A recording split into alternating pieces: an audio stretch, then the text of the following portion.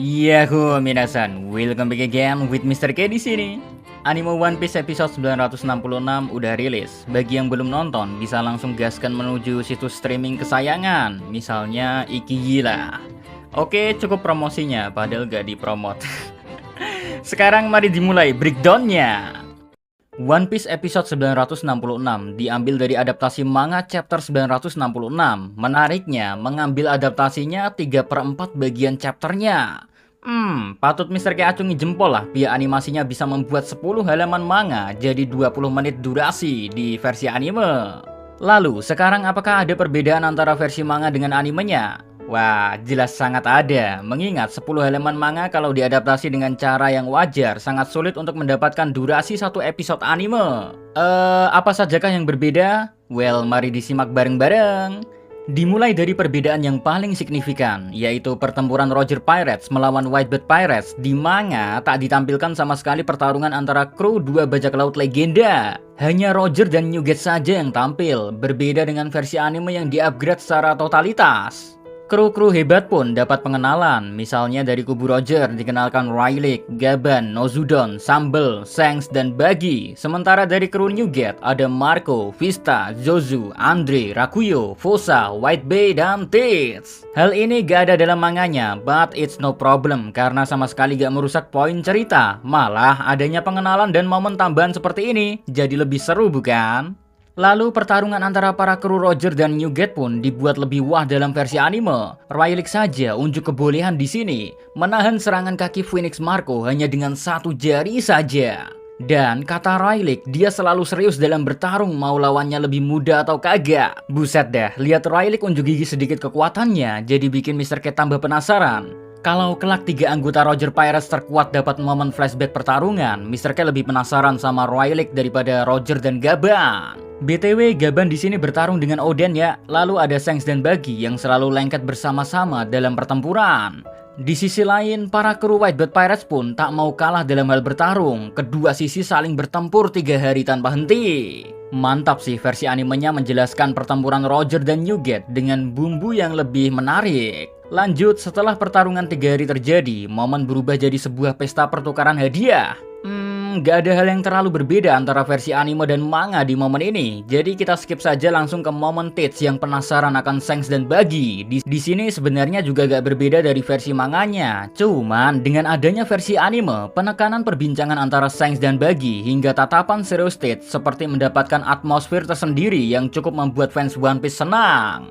Mengingat rasa penasaran akan Tits yang tak pernah tidur selama hidupnya bikin tambah penasaran makin menjadi-jadi. Next, lanjut ke bagian Roger memberitahu Oden dan Newgate tentang Poneglyph. Di versi anime ada sedikit penambahan momen. Dalam manga, momen Roger menceritakan pengalamannya berlayar di lautan, gak ada momen flashback Roger sama sekali. Tapi di anime, flashback dia berpetualang bersama krunya hingga mencapai Roadstar Island yang menurut Roger adalah pulau terakhir tapi ternyata tidak, diceritakan dengan sangat epik dalam versi anime. Terus cara Oden menjelaskan dirinya yang bisa membaca Poneglyph pun sedikit berbeda dengan versi manga. Di versi anime ditampilkan siluet para pendahulu Kozuki Oden, mulai dari ayahnya Kozuki Sukiyaki hingga kakek moyangnya yang lain. Lanjut ke bagian paling penting, momen ketika Roger mengungkapkan impian sebenarnya yang dikira anak kecil oleh Newgate.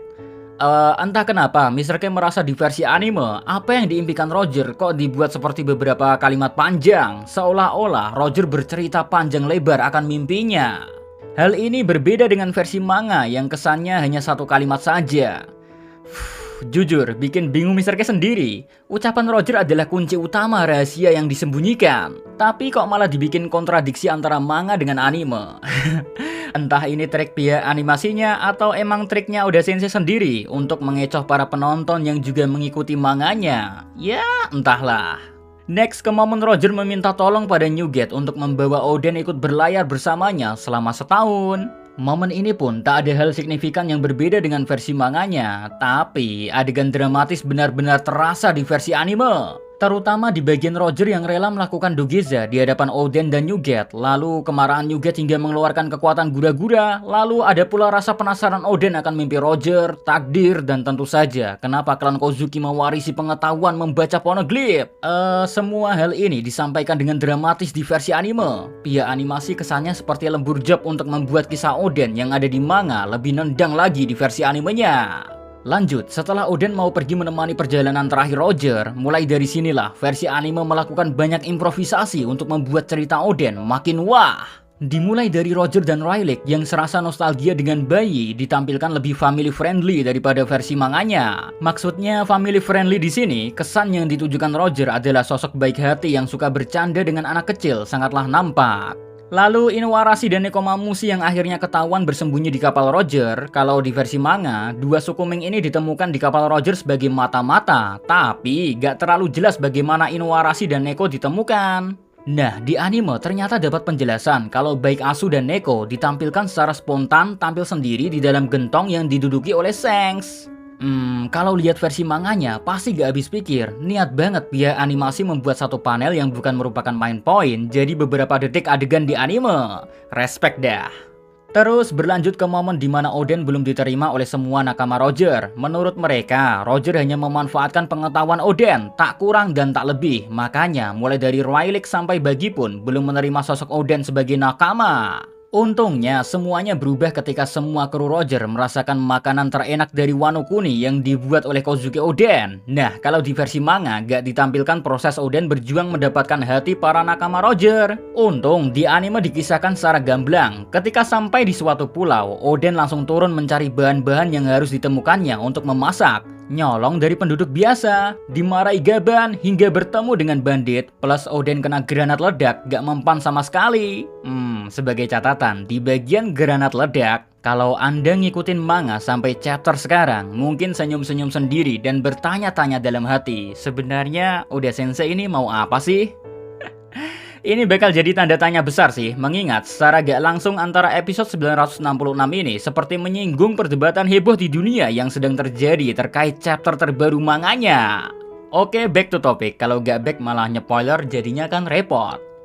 Sampai mana tadi? Oh iya, setelah Oden selesai memasak masakan terenak dari negeri Wano yang ternyata masakannya adalah Oden, lalu para nakama Roger merasakan makanan ini, semuanya pun akhirnya menerima Oden sebagai bagian dari bajak laut Roger.